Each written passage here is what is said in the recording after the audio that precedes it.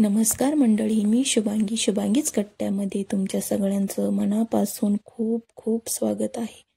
चला तर आजची रेसिपी आपण बनवूया पालकपुरी।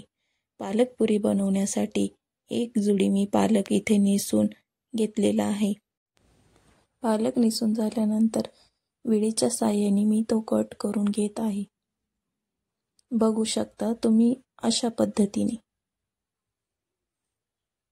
पालक व्यवस्थित बारीक कट करून घेतला की तो धुवून आणायचा।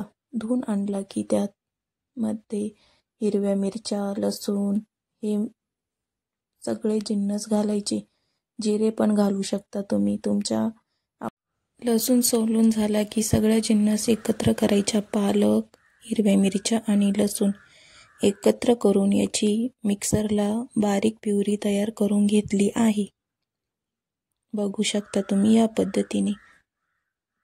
त्यामध्ये 1 चमचा मीठ पण घालायचं आहे।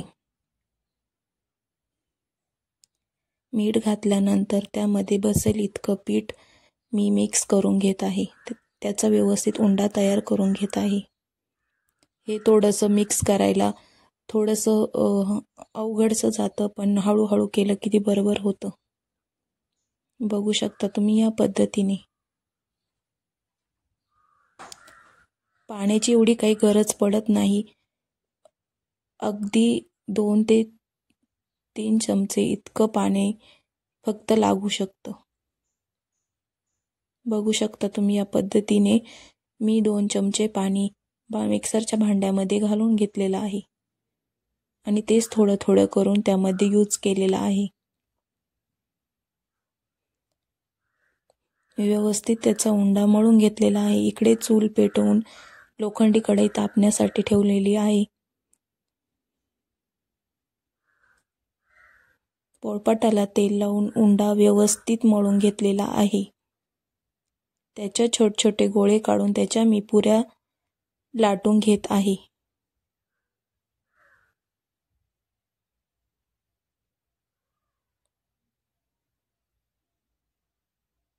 या अशा पद्धतीने बघा पुऱ्या लाटून घेतलेला आहे।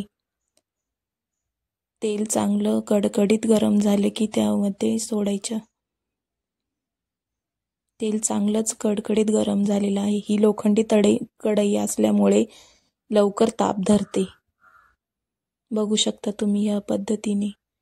या पुऱ्या खायला खूप चविष्ट लागतात।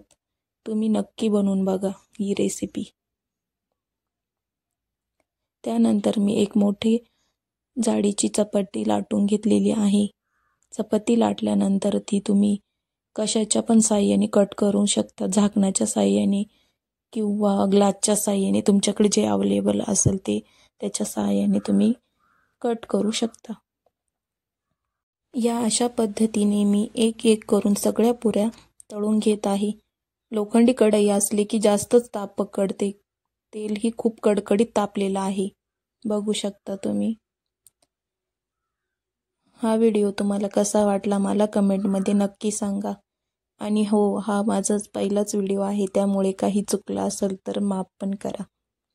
तुम्हाला हा व्हिडिओ कसा वाटला मला कमेंटमध्ये जरूर सांगा। व्हिडिओ जर आवडला असेल तर प्लीज लाईक आणि शेअर, सबस्क्राईब पण करा आणि चॅनलला फॉलोही करा। बघू शकता तुम्ही या अशा पद्धतीने सगळ्या पुऱ्या मी तळून घेतलेल्या आहे। माझ्या मुलाला ह्या पुऱ्या तर खूप आवडतात। तुमच्या पण मुलांना आवडतात का मला कमेंटमध्ये नक्की सांगा। यामधील पोषण द्रव्य पण वाया जात नाही, कारण आपण कच्चाच पालक दळून घेतलेला आहे। त्यामुळे माझा व्हिडिओ बनायचा हेतू हेच आहे की पौष्टिक खावं आणि धष्टपुष्ट राहावं।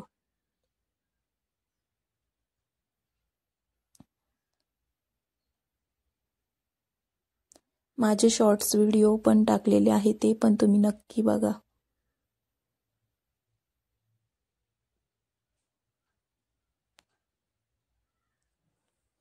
चला तर मग रेसिपी तुम्हाला कशी वाटली मला कमेंट करून नक्की सांगा।